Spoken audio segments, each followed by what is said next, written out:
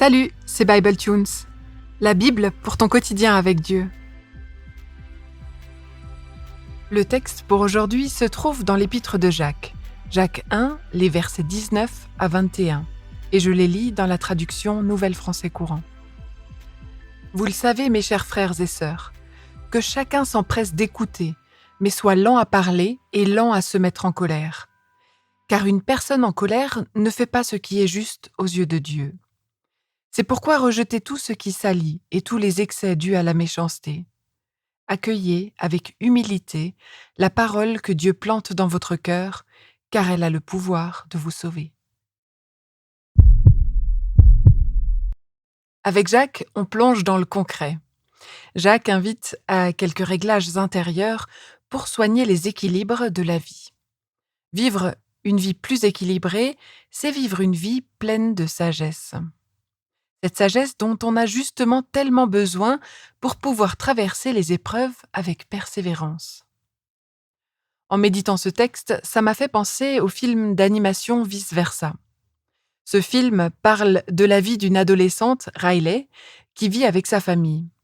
Et la particularité, c'est qu'on peut voir ce qui se passe dans sa tête et dans celle de ses parents. Un centre de contrôle, une espèce d'immense table de mixage est installée dans la tête de chacun des personnages du film. On peut voir et entendre différentes émotions personnifiées qui discutent entre elles et qui agissent sur une immense table de mixage en augmentant certains aspects de la vie et puis en diminuant certains autres. Au fond, on a toutes et tous une table de mixage dans la tête, animée par nos émotions. Dans le texte d'aujourd'hui, Jacques invite les chrétiennes et les chrétiens à qui il s'adresse, et nous avec, je le crois, à 3 ajustements dans les réglages. Premièrement, il est nécessaire d'augmenter l'écoute. Deuxièmement, de baisser la prise de parole, d'apprendre à se la boucler, en clair. Troisièmement, baisser le volume du pitbull intérieur pour qu'on ne soit pas trop rapide à se mettre en colère et à exploser. En fait, ces 3 objectifs vont ensemble, parce que comment écouter si on explose de colère et qu'on parle tout le temps? Ou bien, comment apprendre à se la boucler si on est au bord de l'explosion et qu'on n'arrive plus à écouter? Ou bien encore, comment dompter le pitbull intérieur sans prendre le temps de l'écoute et d'une parole ajustée? Plein de questions que Jacques remet entre nos mains.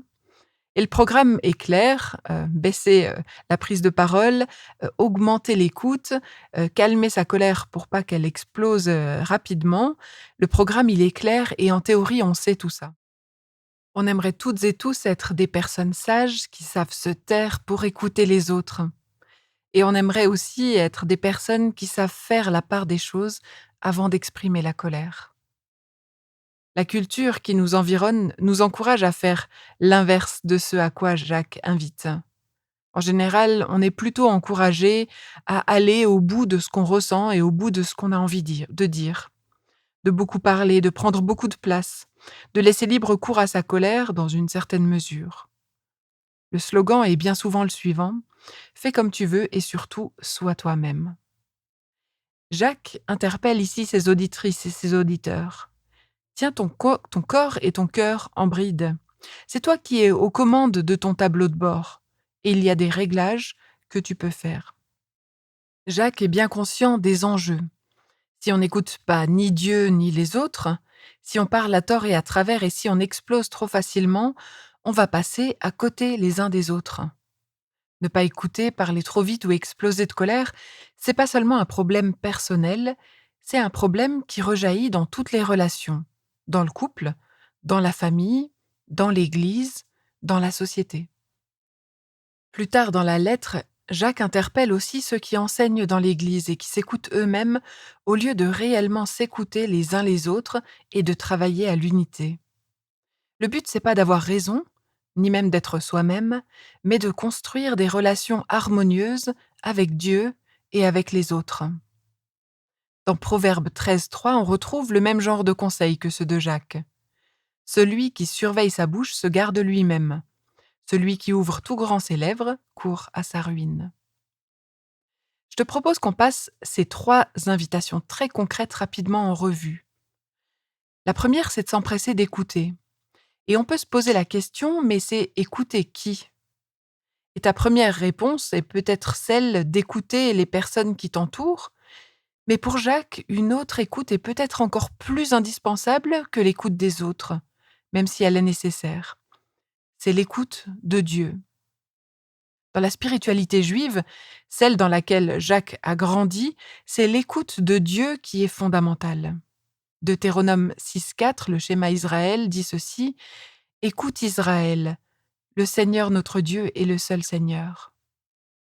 Écouter Dieu, littéralement lui consacrer toute notre attention, est un des fondements de la spiritualité chrétienne.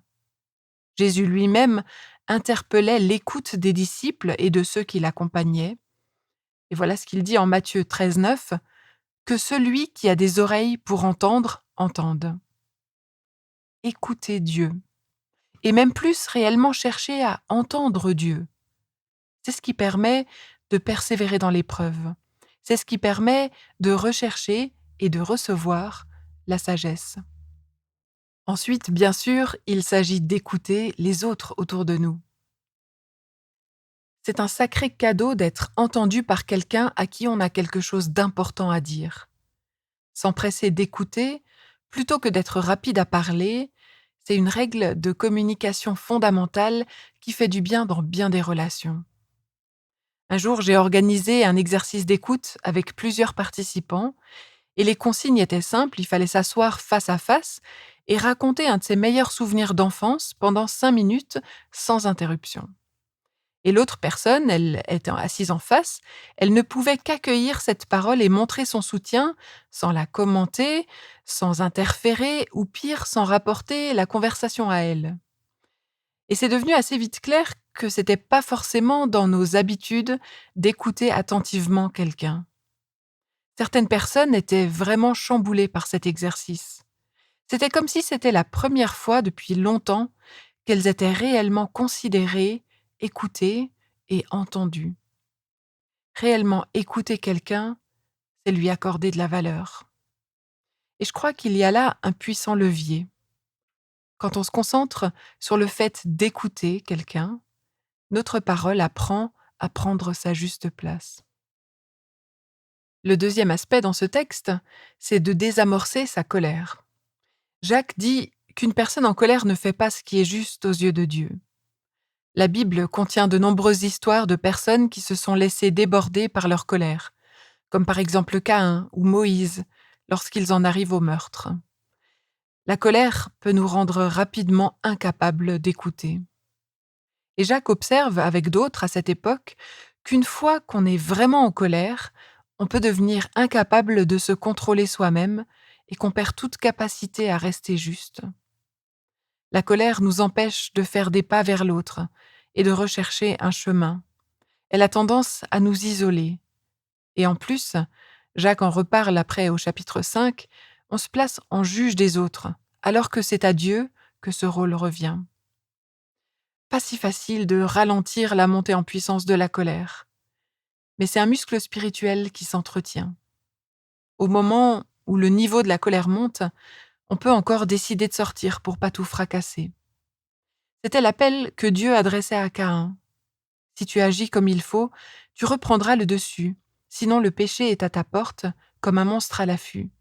Il désire te dominer, mais c'est à toi d'en être le maître. Genèse 4, verset 7.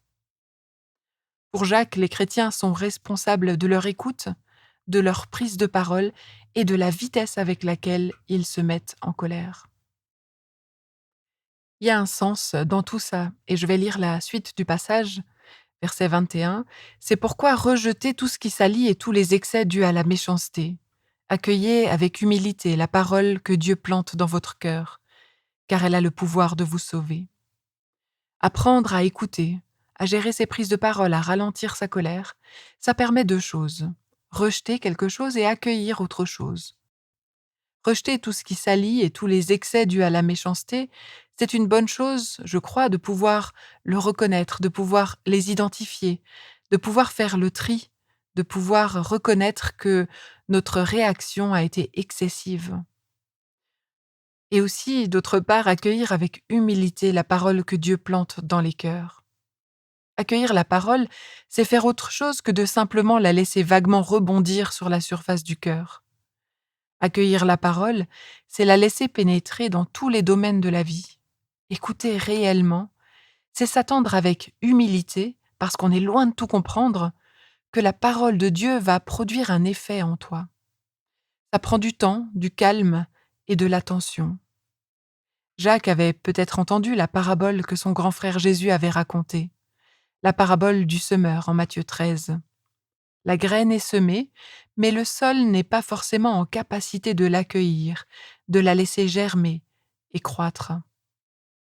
Alors je te laisse avec cette invitation de Jacques à prendre soin de la terre, de ta terre, dans laquelle la parole de Dieu vient s'implanter. Pour prendre soin de cette terre, il est nécessaire de baisser ses prises de parole, de baisser sa montée en colère et d'augmenter son écoute. Merci de m'avoir écouté sur Bible Tunes et au plaisir de poursuivre ce parcours avec toi dans un prochain épisode.